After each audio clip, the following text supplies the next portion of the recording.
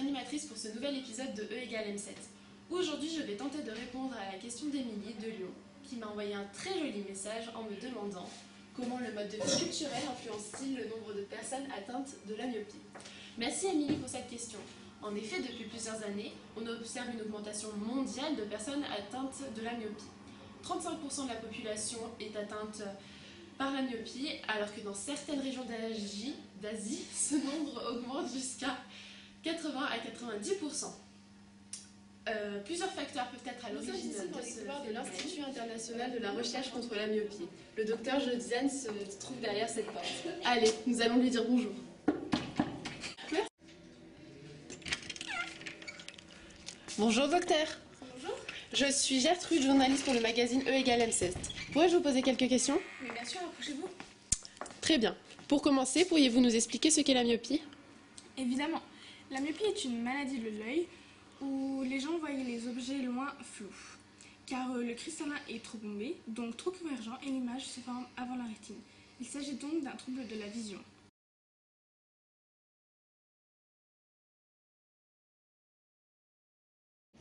Ici, il n'y en a que deux qui nous intéressent, la vision normale et la vision myope. Alors déjà, le fonctionnement d'un œil normal, c'est par le biais du cristallin. Une image va se former sur la rétine, ce qui va permettre de voir les objets, les paysages, les fonds nettement, que ce soit de près ou de loin.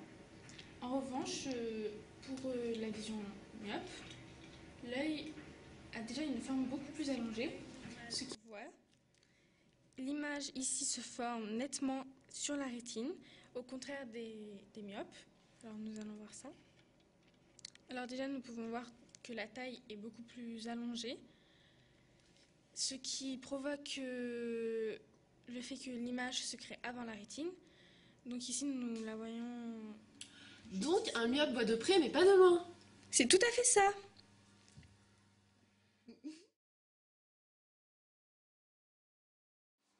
Depuis plusieurs années, le nombre de myopes augmente. Comment peut-on expliquer cela?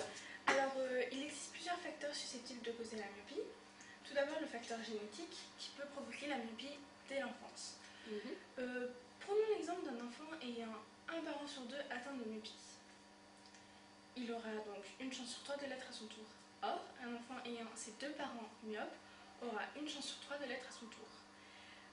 Par exemple, en Asie, il y a un gène qui les prédispose à cette maladie.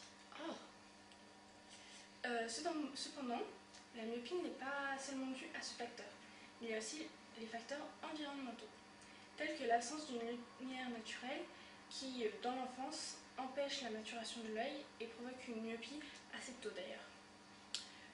Le travail de près, à cause d'un travail trop souvent en vision de près, l'œil, ou plus précisément le cristallin, a du mal à se détendre. Il reste crispé, ce qui provoque une myopie. Il y a la nutrition aussi. Ah oui? Oui, le déficit en vitamines A, D et E peuvent provoquer une myopie.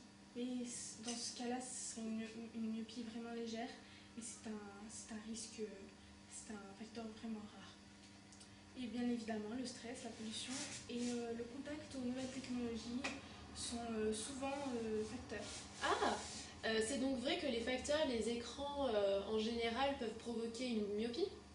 Alors tout à fait, le contact trop fréquent avec les ordinateurs, les smartphones ou même les livres peuvent provoquer une myopie, car le taux de myopie est proportionnel au temps passé en vision de près.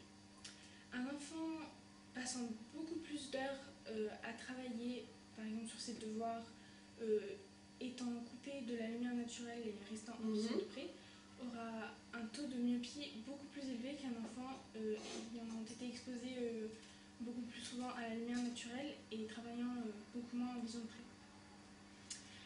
Par exemple, en Corée, un taux anormalement élevé d'enfants myopes a été observé ces 20 dernières années. Et en regardant le fonctionnement du pays, ce n'est pas étonnant. Le pays est dirigé par un régime totalitaire, au régime stalinien. Le rythme de travail est très intense, avec une moyenne de 50 heures de travail par jour. Le système éducatif coréen est fortement contrôlé par l'État. L'éducation est obligatoire de 6 à 17 ans, avec un taux d'alphabétisation très élevé de 99%. alors qu'en France, il n'est qu'à 97%.